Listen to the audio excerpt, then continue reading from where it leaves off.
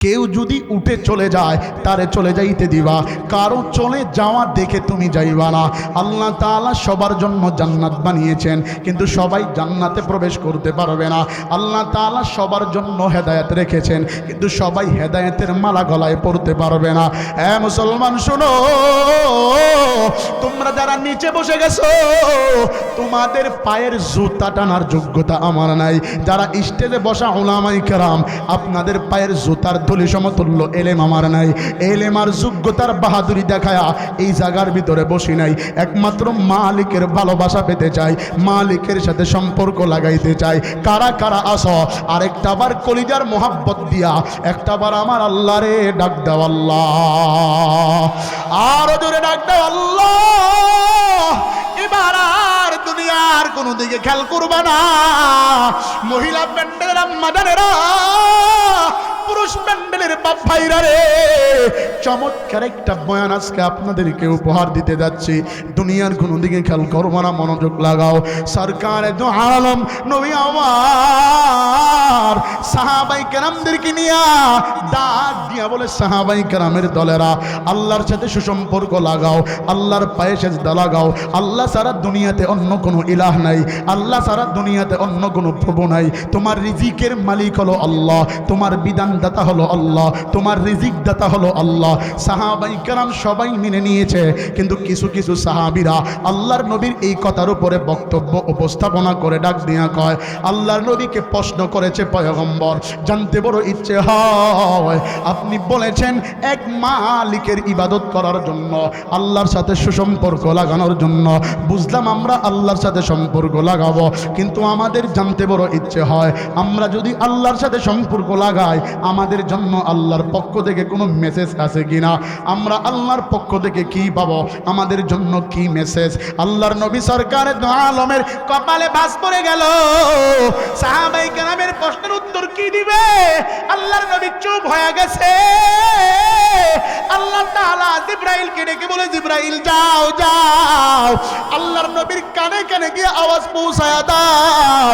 জিবরাইল কোরআনের আয়াত নিয়া সরকারে দু আলমের কাছে এসে আয়াত নাযিল করে শোনায়া দেয়, ইন্নাল্লাযীনা ক্বালু রাব্বুনাল্লাহ থুম্মা ইসতাকামু তাতানাজ্জালু আলাইহিমুল মালাইকা আল্লা তাখাফু ওয়া লা তাহজান ওয়া আবশিরু বিল জান্নাতিল্লাতী কুনতুম তুআদুন।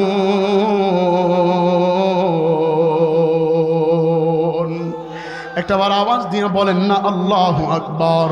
আল্লাহর নবী ডাক দিয়ে কয়, ও পৃথিবীর মানুষ শুনে রাখো, যদি তোমরা স্বীকার করো আমার রব আল্লাহ, আমার প্রভু আল্লাহ, জীবনদাতা আল্লাহ, বিধানদাতা আল্লাহ, আমারে আল্লাহ খাওয়ায় আল্লাহ পড়ায়, আমি আল্লাহ ছাড়া দুনিয়াতে বেঁচে থাকাটা দুষ্কর, আমার মালিকের পায়ের সেজদা ছাড়া দুনিয়ার অন্য কারো পায়ে সেজদা দেওয়া হারাম।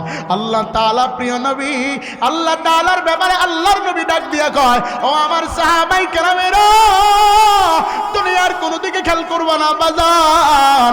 আমি লম্বা কথা বলবো না, একটু মনোযোগ লাগাও, একটু আমার দিকে তাকাও। আমি তোমাদের পায়ের জুতা টানার যোগ্যতাও রাখি না। এখানে অনেকেই আমার বাবার বয়সে বসছ, কেউ বা আমার দাদুর বয়সে, কেউ বা আমার চাচুর বয়সে, কেউ বা আমার বড় ভাইয়ের বয়সে, কেউ বা আমার ছোট ভাইয়ের বয়সে। দুনিয়ার কোনো দিকে খেয়াল করবা না। বিশ্ব নবী জানায়া দেয়, ও পৃথিবীর মানুষ রে, এক মালিকের ইবাদত করো, আল্লাহ তাআলাকে স্মরণ করো, আল্লাহ তাআলার পদাঙ্ক অনুসরণ করো, রব্বে কারিমকে ভালোবাসো, আল্লাহর সাথে সুসম্পর্ক লাগাও। সাহাবাই কেরাম বলে, পয়গম্বর বুঝলাম আমরা আল্লাহকে আল্লাহ বলে স্বীকার করলে আমাদের জন্য আল্লাহ তাআলা জান্নাত দিবেন, আমাদের জন্য ফেরেশতা প্রটোকল দিবেন, আমাদের কোনো ভয় থাকবে না, চিন্তা থাকবে না। তবে প্রশ্ন হলো, আমরা তো নামাজে দাঁড়াইলে, রোজা রাখলে আমাদের ভিতরে পরে বারংবার আমাদের ভিতরে শয়তান ধোঁকা দেয়। আমাদেরকে যদি এমন কোনো ব্যক্তি সম্পর্কে শোনাইতেন যার ইমানের পাওয়ার আমাদের দিলে ঢুকত, এমন যদি কেউ থাকে তার ব্যাপারে যদি একটু বলতেন। বুখারীর রওয়ায়াতে এসেছে, আল্লাহর নবী সরকার দু আলম বলে, শুনে রাখো পৃথিবীর শ্রেষ্ঠ এক মহিলার কথা। ও মহিলা প্যান্ডেলের মাগো, দুনিয়ার কোনো দিকে খেয়াল করবো না মা, আমি তোমার ছেলের মতো। ও পুরুষ প্যান্ডেলের বাজান, আমি তোমাদের ছেলের মতো। দুনিয়ার কোনো দিকে খেয়াল করবা না, কে উঠে চলে যায় তারে চলে যাইতে দিবা। সরকারে দু আলম বলে, একটু খেয়াল করো পৃথিবীর শ্রেষ্ঠ মহিলার কথা। বলে কোন সেই মহিলা? বলে যেই মহিলার ব্যাপারে আল্লাহ তাআলা তার জন্য জান্নাতে একটা বাড়ি বানায়া দিবে।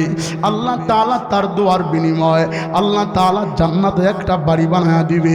শুধু বাড়ি নয়, আমি নবী যখন পৃথিবীতে এসেছি, আমি নবীকেও সেই মহিলা দাইমার কাজ করতে আমার আল্লাহ তারে পাঠাইছিল। আওয়াজ দিয়ে বলা যাবে কি মারহাবা? সাহাবায়ে কেরাম জিজ্ঞাসা করে, কে সেই মহিলা? বলে ইতিহাসের সাক্ষী সর্বশ্রেষ্ঠ মহিলা, ঈমানওয়ালা মহিলা। তার কাছে ঈমানের এত দাম ছিল, ঈমানের এত গুরুত্ব ছিল। বলে কে সেই মহিলা? বলে মহিলাটা হইল হামানের পূর্বর স্ত্রী, হামানের মালিকের স্ত্রী। আল্লাহ রাসূল একটু অ্যাঙ্গেলে বলে হামানের মালিক আবার কে? বলে ফেরাউন। ফেরাউনের বিবি, যার নাম হলো বিবি আসিয়া। একটাবার আওয়াজ দিয়া বলা যাবে কি মারহাবা? আল্লাহর নবী বলে, পৃথিবীর মানুষ শুনো, বিবি আসিয়া আল্লাহর বান্দি, ঈমানওয়ালা। কেমন ঈমানের প্রতি অটল ছিল, কেমন প্রভু ভক্ত ছিল, কেমন আল্লাহর ইবাদত করেছে। আয়াতের একটু সাদা নজল শোনা দেয়া যায়, কোনো দিকে খেয়াল করবা না। বিবি আসিয়া অন্দরমহলে ঘরের ভিতরে বসা। ফেরাউন তার দাসীকে তৈলে পোড়ায়া, সন্তানদেরকে তৈলে পোড়ায়া, হাস উজ্জ্বল চেহারা নিয়া আসিয়ার কাছে গেছে। আসিয়া বিবি, শুনেছ আমাদের ঘরের দাসীকে তো আমি তৈলে পোড়ায়া মেরেছি, তৈলে পোড়ায়া হত্যা করে ফেলেছি। আসিয়া শোনো, সে আমার রব মানত না, যার কারণে তারে তৈলে পোড়ায়া ফেলেছি। আসিয়া ঘর থেকে আওয়াজ দেয়, আপনি তাদেরকে পুড়িয়েছেন, মেরেছেন, এটা আপনি বলার আগে আমি জানতে পেরেছি। আওয়াজ দিয়া বলা যাবে কি সুবহানাল্লাহ? আল্লাহর পয়গম্বর সরকারে দো আলম নবী আমার, মনোযোগ দিয়ে দুনিয়ার কোনো দিকে খেয়াল করবো না। বলে পৃথিবীর মানুষ শুনো, বিবি আসিয়া ডাক দিয়া বলে, আমি আগেই শুনেছি। বলে কেমনে শুনেছ? কই শুধু শুনি নাই, আমি দেখেছি। আপনি তাদেরকে তৈলে ফালানোর আগেই তাদের রূহগুলো আল্লাহ তাআলার জান্নাতি ফেরেশতা জান্নাতে নিয়ে গেছে। আওয়াজ দিয়ে বলা যাবে কি সুবহানাল্লাহ? বিবি আসিয়া যখন এই কথা বলেছে, ফেরাউনের মটকা গরম হয়ে গেছে। ফেরাউন তার সঙ্গ, তার পঙ্গ, তার মন্ত্রী হামানকে ডাক দিয়া বলে, হামান, কিলা ইয়া হামান, দাখালাল বাইত, আমার ঘরে প্রবেশ করো। তাকায় দেখো আমার বিবি, সে আমার প্রতি ঈমান আনে নাই। সে কার প্রতি জানি ঈমান এনেছে? সে নাকি আমার দাসীর হত্যার খবর দেখেছে। সে এটা কেমনে বলে? হামান বড় বদমাশ। হামান ডাক দিয়া কয়, খোদা আল্লাহ, আল্লাহর বিবি যদি আল্লাহরে আল্লাহ না মানে, এটা তো লজ্জায় মুখ দেখানো যাবে না। দেখবেন এমপি খারাপ হয় না, যতটা খারাপ তার কাছের চামচা হয়। কথা বলো ঠিক না বেঠিক? মন্ত্রী এতটা খারাপ হয় না যতটা তার কাছের চামচা খারাপ হয়। ফেরাউন এতটা খারাপ ছিল না। হামান ডাক দিয়া কয়, হায় হায়, বলে কি খোদার স্ত্রী খোদারে মানে না, পৃথিবীর মানুষ কেমনে তারে মানবে? বলে আমি তার উপরে কি এমন শাসন প্রয়োগ করতে পারি যে আমাকে মানবে? হামান বলে আগে আপনারে মেসেজ দেই, আল্লাহ শোনেন। ফেরাউন্নারে খোদা কয়া কয়, খোদা জি শোনেন, আপনি আপনার বিবিকে মরুভূমির উত্তপ্ত বালুর ভিতরে নিয়া চিৎ করে শোয়া দেন এবং সে জায়গার ভিতরে তারে আপনি বলবেন আপনাকে রব মানার জন্য। হামান যেভাবে পরামর্শ দিয়েছে ফেরাউন ঠিক সেভাবে তার বিবিকে নিয়ে গেছে। বিবিকে অন্দর মহল থেকে বের করিয়া বিবিকে উত্তপ্ত মরুভূমির ভিতরে নিয়া চিৎ করে শোয়া বিবিকে এমনভাবে আকাশের সূর্যের দিকে ফেরায়া দিছে। আল্লাহর পয়গম্বর সরকারে দো আলম চোখে পানি নিয়ে ডাক দিয়া বলে, পৃথিবীর মানুষ শোনো, বিবি আসিয়ার চোখ দিয়া পানি। ফেরাউন ডাক দিয়ে বলে, বিবি আমার, তোমারে আমি ভালোবাসি, খুব মন দিয়ে ভালোবাসি। তুমি একটা বার শুধু জবান থেকে বলো তুমি আমারে রব মানো, তুমি তোমার প্রভু আমারে স্বীকার করো, আমার পায়ে সেজদা দেওয়া লাগবে না, শুধু প্রভু হিসাবে গ্রহণ করে নাও। তুমি আমার বিবি আমারে গ্রহণ করে নাও, আমারে তুমি রব মানো। বিবি আসিয়াকে চিৎ করে উত্তপ্ত মরুভূমির ভিতরে শোয়া দিছে। বিবি আসিয়া উত্তপ্ত মরুভূমির ভিতরে শোয়ার পর ঠোঁটগুলো নাড়াইতেছে, বাকি শরীরটা নিতর দেহটা আগুনের মতো গরম বালুর তাপে কেমন জানি ভাসতেছে আর পটপট করে শব্দ হইতেছে। বিবি আসিয়ার মুখের কাছে ফেরাউন কান লাগায় শুনে বিবি আসিয়ার ঠোঁট নড়ায়া বলে, আল্লাহ আল্লাহ আল্লাহ আল্লাহ। একটু ডাক দিয়া বলো না আল্লাহ, আরো জোরে বলেন না আল্লাহ। আওয়াজ হয় নাই, আরো জোরে বলেন আল্লাহ। আরেকটা বার আওয়াজ দিয়া বলেন আল্লাহ। বিবি আসিয়া রে চিৎ করে শোয়া, বুকের উপরে বড় একটা পাথর তার নাভি বরাবর পেটের উপরে দিয়া তার কাতার জবানের ভিতরে ফেরাউন কান লাগায়া শুনে বিবি আসিয়া জবান থেকে পড়ে লা ইলাহা ইল্লাল্লাহু মুসা করিমুল্লাহ। বলেন না লা ইলাহা ইল্লাল্লাহু মুসা করিমুল্লাহ। ফেরাউনের মিজাজটা বড় গরম হয়ে গেল। কিরে হামান, তোর কথা অনুযায়ী আমি আমার বিবিকে উত্তপ্ত মরুভূমির ভিতরে চিৎ করে শুয়াইলাম, বুকের উপরে পেটের উপরে বড় পাথর দিলাম, এরপরেও সে তার মুখ দিয়া আল্লাহ আল্লাহ জিকির করে, মুসা নবীর গুণগান গায়। হামান এবার ডাক দিয়া বলে, নেতা ও প্রভুজি, আপনি আপনার বিবির হাতের ভিতরে প্যারাক লাগান। কিতাবের বর্ণনায় এসেছে, কেউ কেউ বলেছে ফেরাউন 6টা প্যারাক লাগাইছে, কেউ কেউ বলেছে 4টা প্যারাক লাগাইছে, কেউ কেউ বলেছে 3টা প্যারাক লাগাইছে। স্বাভাবিক মানুষের গায়ে 4টা প্যারাকেই লাগানো যায়, 2 হাতে 2টা, 2 পায়ে 2টা। হযরত বিবি আসিয়াকে চিৎ করে শুয়ায়া হাতের ভিতরে প্যারাক লাগায়া রক্তগুলো জমিনের ভিতরে পড়ে, যেখানেই পড়ে সেখানেই মাটি খায় ফেলায়। বিবি আসিয়ারকে ডাক দিয়ে বলে, বিবি আমার, বলো তোমার রবকে ছাড়ো, আমি ফেরাউনকে রব হিসাবে মানো, তোমারে আমি ছেড়ে দিব আর তোমার গায়ে আঘাত করবো না, তুমি আমার রব হিসাবে মেনে নাও, প্রভু হিসাবে মেনে নাও। বিবি আসিয়ার পায়ে যখন প্যারাক লাগায়, পায়ের হাড্ডিগুলোতে প্যারাক ঢুকতে চায় না। পাহাড় থেকে বড় একটা পাথর এনে প্যারাকের উপরে আওয়াজ করে করে যখন আঘাত করে, বিবি আসিয়া আওয়াজের সাথে সাথে আওয়াজ দেয় আল্লাহ আল্লাহ। আওয়াজ দিয়া বলা যাবে কি মারহাবা, আরো জোরে বলা যাবে কি মারহাবা। বিবি আসিয়া জবান থেকে আল্লাহ আল্লাহ ধ্বনি পায়ের ভিতরে হাড্ডিগুলোকে ভেদ করিয়া প্যারাক যখন জমিনের ভিতরে ঢুকে, বিবি আসিয়ার মুখের ভিতরে ফেরাউন কান লাগা শুনে এত মধুর জিকির বিবি আসিয়া জিকির করতেছে।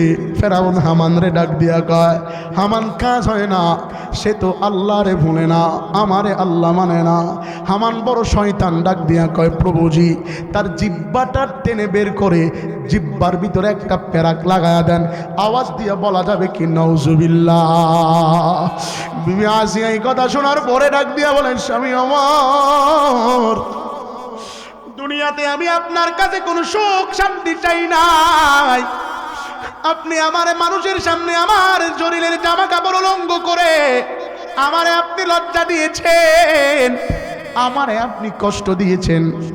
আমি আপনার প্রতি কোনো কমপ্লেন রাখি নাই, কোনো কষ্ট রাখি নাই, মনে কোনো কষ্ট নেই নাই। এই দুনিয়ার ভিতরে আপনি ছাড়া আমার আপন বলতে কেউ নাই। আমার এই দেহ আপনি ছাড়া পৃথিবীর অন্য কোনো পুরুষ দেখে নাই। স্বামী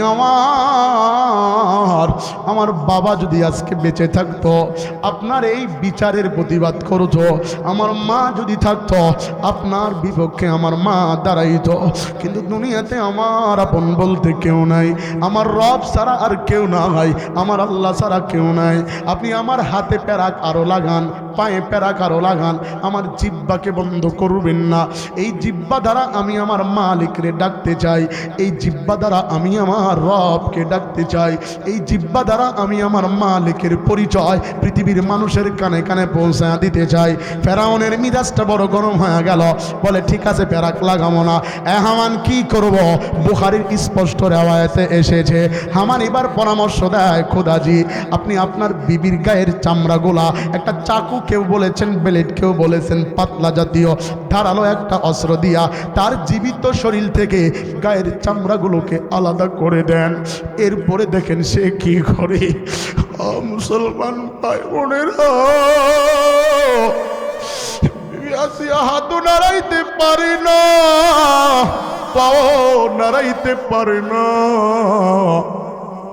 ফেরাউন জল্লাদ লাগায়া গায়ের চামড়াগুলো আমরা যেভাবে বকরি এবং গরুকে ছিলি এভাবে চামড়াগুলোকে আলাদা করতেছে, শরীর থেকে চামড়াগুলোকে আলাদা করে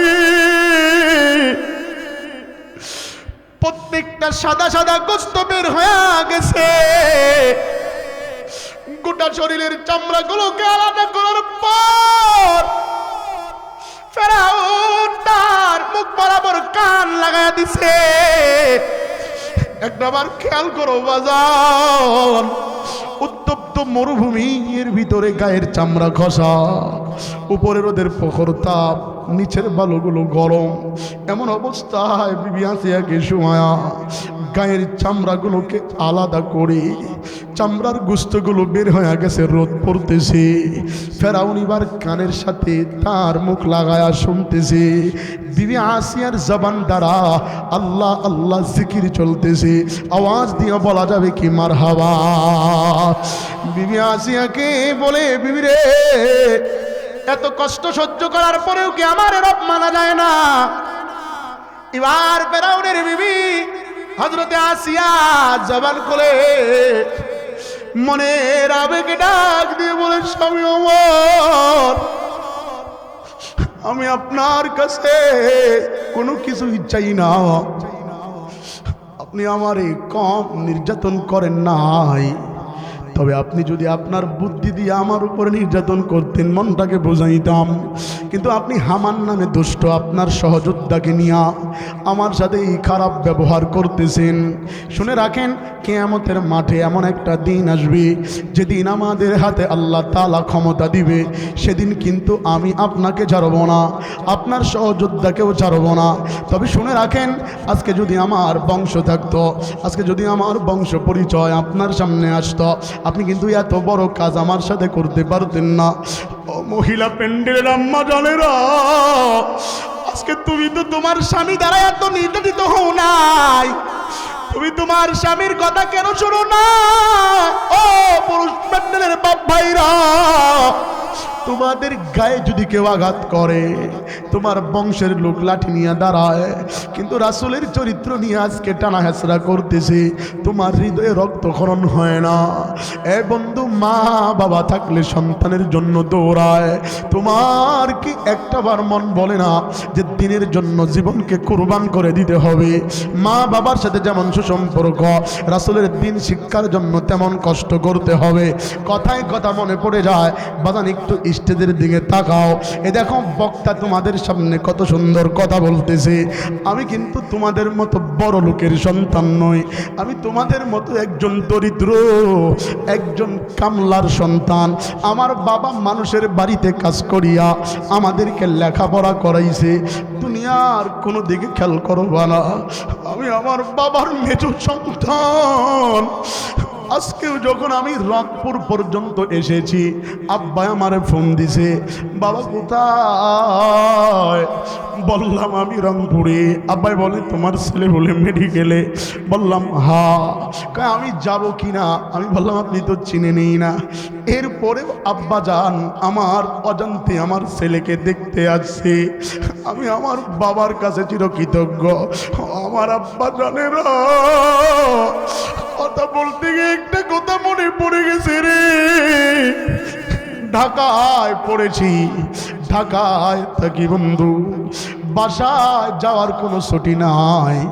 মাদ্রাসায় লেখাপড়া করি, গরিবের সন্তান, দুইটা ভাই একই জামাতে পড়ি। আব্বা এতটা দরিদ্র ছিল, আব্বা আমাদেরকে খাবারের টাকা ব্যতীত কিতাবের টাকাটাও ফুল দিতে পারতো না। জীবনে কোনো দিন আমি বক্তা নতুন কিতাব কিনে পড়ার মতো যোগ্যতা হয় নাই। আব্বা জানের কাছ থেকে টাকা নিয়েছি, এটা দিয়া বড় ভাই যদি নতুন কিতাব কিনেছে, আমি পুরাতন কিতাব মাদ্রাসা থেকে কিনে পড়েছি। মনের ভিতরে বড় কষ্ট নিয়ে লেখাপড়া করেছি। একদিনের কষ্ট আমারে বড় কাদায়।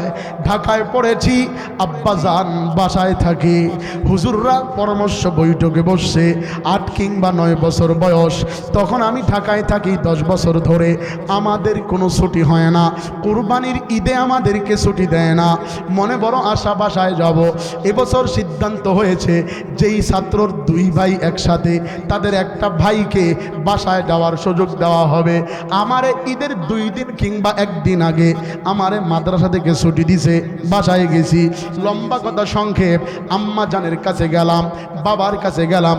আব্বু মাদ্রাসার উস্তাদ বলেছে, ঢাকা যখন আসবা বাবা, বাসা থেকে যখন মাদ্রাসায় আসবা, তখন তুমি তোমার বাড়ি থেকে কুরবানির গোশত খায়া তারপরে আসবা। আমার মনে বড় আশা, আব্বাজান আমাদের কি বাসায় কুরবানি হবে না? আমরা কি কুরবানির গোশত খাইতে পারবো না? আব্বা আমার দিকে মুচকি হাসি দিয়া বলে, পাগলা, এটা কোনো ব্যাপার হইল? কুরবানি ঈদের দিন দেখবা কত কুরবানির গোশত, তুমি খায়ও, টেনশন নাই। আমি বাবার কথা অনুযায়ী চুপ করে গেলাম। ঈদের দিন সকালবেলা আব্বাজান আমার নিয়া মসজিদে ফজরের নামাজ পড়ায়া বাসায় নিয়ে আসিয়া গোসল করায়া সকাল সকাল ঈদগাহ মাঠে আব্বা আমার নিয়ে গেল। যাই নামাজ বিছায়া, আপনারা যে ঈদগাহ মাঠে বসে আছেন, এমন একটা ঈদগাহ মাঠ আমাদের বাসার সামনে।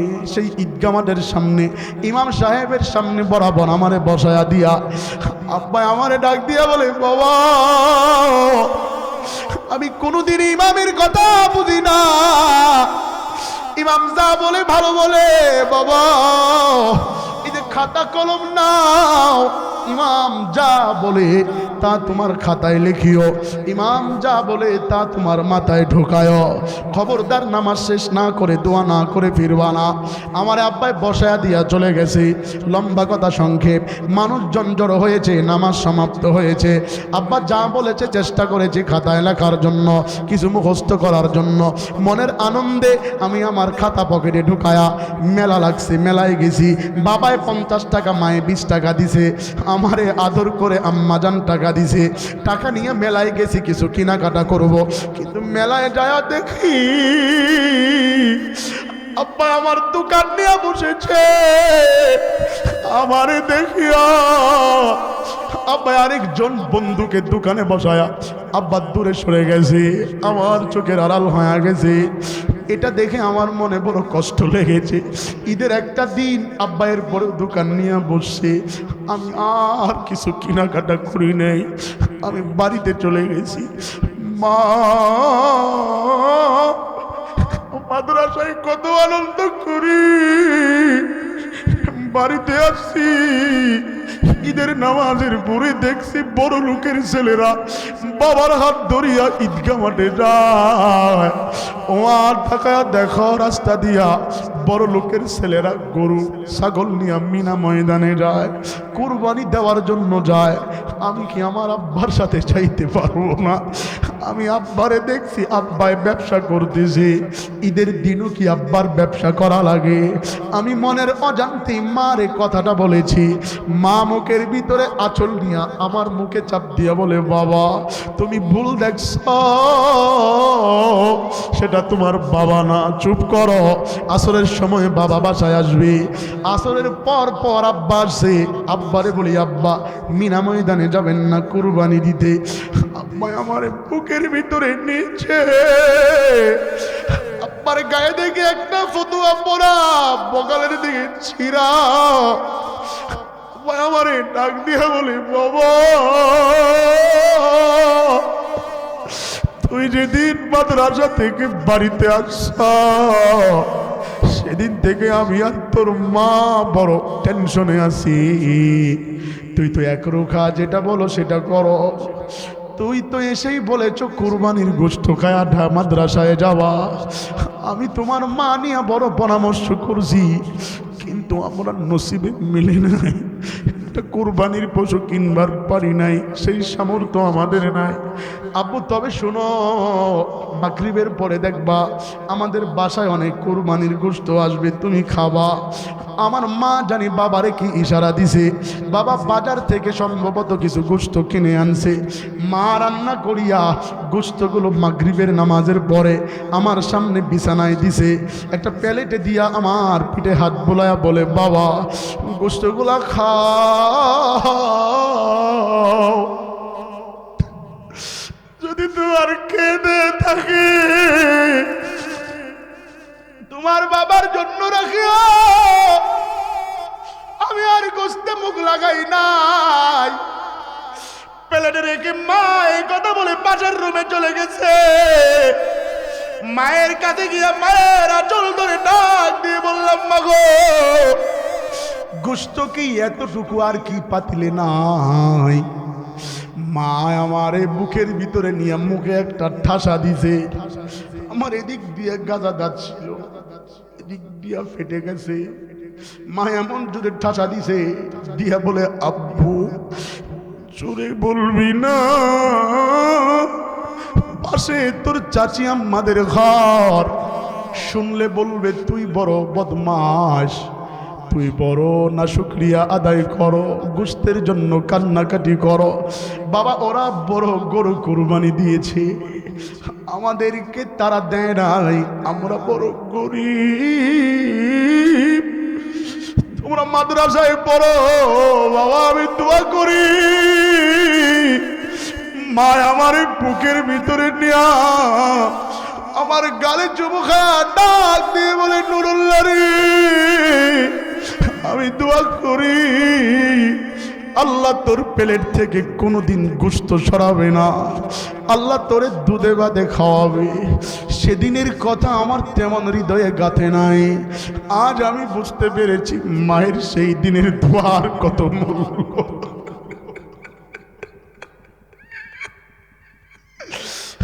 ও টাকাওয়ালা বাড়িওয়ালারা, আজকে কোন মারে কাদাও, কোন বাবারে কাদাও। অনেকেই তো বাড়িতে গিয়া মারে মা বলে ডাক দিবা, অনেকেই তো বাড়িতে গিয়া নিজের বাবারে বাবা বলে ডাক দিবা। চোখে পানি আসছে আব্বু, চোখের পানি হাত দ্বারা মুছবা না, টিস্যু দ্বারা মুছবা না। আমি দেখতে চাই চোখে পানি নিয়ে কারা আসো, মা বাবা হারা এতিম, একটু হাত তুলে দেখাও, আমি মুসাফির দোয়া করব। কারা আসো মা বাবা হারা এতিম, একটু হাত তুলে দেখাও, আল্লাহ তাআলা কবুল করবে। কারা আসো এতিম মা বাবা হারা, দুইটা হাত একটু টান টান করে তুলো, আমি দেখতে চাই কারা রে মা বাবা হারা এতিম বসে গেছো, আমার আল্লাহ তাআলা কবুল করবে। ওই যে আমার পিছনে এক ভাই, ভাইজান আপনি একটু দাঁড়ান, দুই আঙ্গুল তুলেছেন, আপনি একটু দাঁড়ান, ওই যে পিছনে ভাই আপনি একটু দাঁড়ান, এই যে আপনি আসো বন্ধু, একটু স্টেজের দিকে আসো। তোমার কে হারাইছে তোমার বাবার জন্য দোয়া করব। বাজান হাত নামাও, ওই যে একটা ছোট মাসুম বাচ্চা, বাবা তোর কে হারাইছে, তুই কারে হারাইছো, এরে একটু স্টেজে পাঠায়া দাও ভাইজান, ওরে একটু নিয়ে আসেন আপনি সাথে কইরা, আল্লাহ কবুল করবে। দুনিয়ার কোনো দিকে তাকাইবা না, একটু মনোযোগ লাগায়া দাও। আসো বাবা তোমার কে হারাইছে, বাবা জুতা পায়ে দেওয়া লাগবে না, এমনি আয়, আল্লাহ কবুল করবে। আসো, ওই যে তাকায়া দেখো ছোট একটা মাসুম বাচ্চা, কারে জানি হারায়া হাত দিছে বাড়ায়া, আল্লাহ কবুল করবে। তাকায়া দেখো মা বাবা হারাইয়া দিবে না, স্টেজের দিকে আসতেছে। ও টাকাওয়ালা, ও বাড়িওয়ালা, গাড়িওয়ালা, টাকা টাকার জায়গায় থাকবে, বাড়ি বাড়ির জায়গায় থাকবে। আমার বাম পাশে একটু খেয়াল করে দেখো, আমার ছোট ভাই মাঝের একদিন ঈদের দিন, আজ থেকে 5-7 বছর আগের কথা, ঈদের মাঠে আমি নামাজ পড়াইতে যাব, আমার কাছে আসছে আইসা ঈদের নামাজ শেষে আমারে কয় ভাই আমারে 200 খান টাকা হাওলাত দেন। আমি বললাম কেন, আর কোনো উত্তর দেয় না। আমি বুঝতে পেরেছি তার বাবা হারাইছে, কোনদিন বাবার কাছে যায় হাত বাড়াইতে পারবে না। আমি বলছি ভাই আমার নাও, তাকায়া দেখো চোখের পানি ছেড়ে কাঁদে। আজকে যদি হেলাল উদ্দিন থাকতো, দেখতো মাঝে কত বড় বক্তা হয়ে গেছে, কত মানুষ তারে তিরস্কার করেছে কোরআন হাতে। আমি তারে বারবার বলছি ছোট ভাই আগায়া যাও, আগায়া যাও, আল্লাহ তাআলা কবুল করবে। আজকে গোটা বাংলাদেশ এসে প্রোগ্রাম করে, আমি দেখলে আমার হৃদয়টা আনন্দে ভরে যায়। যদি বাবা থাকতো এলাকার মানুষদেরকে বলতো আমার ছেলে দেখো বাবা হারাই তিন, আয় বাজার কে হারাইছি, একটু আমার কাছে আসো, আব্বু তুমি আসো, তোমার কে হারাইছে, আমি তোমার জন্য দোয়া করব। আসো বাবা কে হারাইছে, কতদিন হয়েছে, 10 দিন আগে মারা গেছে।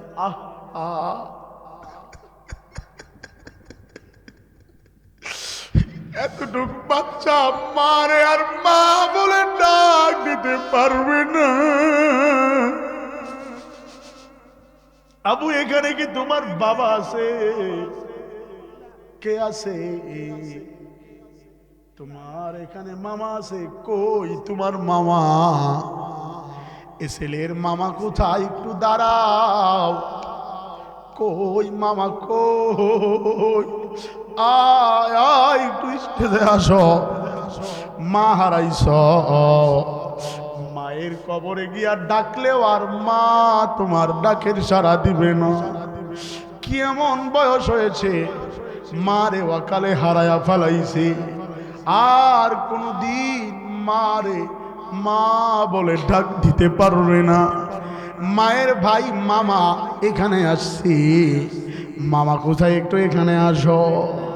মা হারায়া তোমার ভাগনাটা বড় এতিম হয়ে গেল, একটু মামার পায়ে ধরো ভাগিনা, একটু মামার পায়ে ধরো, মামার পায়ে ধরে বলো আপনি আমার মায়ের বড় ভাই, আপনি আমার মায়ের ভাই, এই দুনিয়াতে আর কোনদিন বাবা দাঁড়া মামারে একটু বুকে লাগাও, একটু মামারে বুকে চাপ দিয়া ধরে রাখো, আর কানে কানে বলো মামা আমি আর কোনোদিন মারে মা বলে ডাক দিতে পারবো না।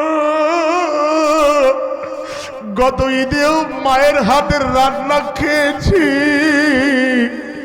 কিন্তু এই যে আর 1-1.5 মাস পরে আবার রমজানের ঈদ, আমার মা নাই। মাঝে একটু দাঁড়াও। আমার ডান পাশে সভাপতি সাহেব বসা, শুনেছি ওনার ছেলে হাটাজারিতে পড়তো, মাদ্রাসায় পড়তো। আমার ভাইয়া হঠাৎ অ্যাক্সিডেন্টে মারা গেছে। আপনার ছেলে, আপনি একটু দাঁড়ান, আপনি ছেলে হারা বাবা, আব্বা যান একটু দাঁড়ান, আমার এই ছোট ভাইটাকে একটু বুকে বুক লাগান, একটু লাগায়া চাপ দিয়া ধরো, একটু বুকের সাথে বুকটা লাগাও, চাপ দিয়া ধরো, এই চেয়ারটাকে একটু সরায়া দাও, একটু বুকের সাথে বুকটা লাগাও, একটা বার চাপ দিয়া বলো আপনার ছেলে থাকতে আমার মতো হইতো। আজকে আপনি ছেলে হারা, আমি বাবা হারা। আল্লাহ তুমি কবুল করেন। মহিলা প্যান্ডেলের আম্মা জানেরা রে, যদি তোমার গিয়া ধরো, তোমার শাশুড়ি থাকলে শাশুড়িরে গিয়া ধরো, আব্বাজান বসো, বাজান তোমরাও বসো, ভাগিনারে নিয়া নিয়া সামনে গিয়া বসো। দুনিয়ার কোনো দিকে খেয়াল করবা না, তোমার বাড়ি, তোমার জায়গা, তোমার সম্পত্তি সব পড়ে থাকবে, কোনো কিছুই কাজে লাগবে না। বিবি আসিয়ার গায়ের চামড়া তুলতেছে। বিবি আসিয়া জবান দিয়ে আওয়াজ করে বলে আল্লাহ। হামান ডাক দিয়া কয় খোদা ফেরাউন এভাবে মারলে কাজে আসবে না। বিবি আসিয়ার বুক বরাবর বড় একটা পাথর দিয়া আঘাত করো, দেখবা বিবি আসিয়া ঠান্ডা হয়ে যাবে। বিবি আসিয়ার জবানে আল্লাহর নামের জিকির। ফেরাউন বড় একটা পাথর নিয়া বিবি আসিয়ার মুখ বরাবর, বুক বরাবর মারতে আসছে, কিন্তু চেহারার দিকে তাকায়া দেখে মুস্কি হাসি হাসতেছে। আওয়াজ দিয়া বলা যাবে কি মারহাবা। ও তুই এই দুনিয়ার মায়ায় পড়ে করছো কত বাহানা, এই যে নয় তোর আসল বাড়ি, কবর যে তোর আসল ঠিকানা। ভাই বেড়াদার যারাই ছিল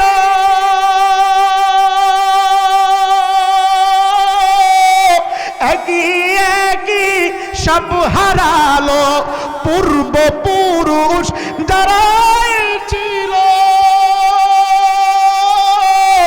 একই একই সবাই গেল, তুমি আমি কেউ রব না, তুমি আমি কেউ রব না, দিতে হবে রওয়ানা। এই যে নয় তোর আসল বাড়ি, কবর যে তোর আসল ঠিকানা। এই যে নয় তোর আসল বাড়ি, কবর আমার আসল ঠিকানা। বিবি আসিয়ার বুকে পাথর মারে, বিবি আসিয়ার বুকে পাথর, জবান দিয়ে আওয়াজ তুলে,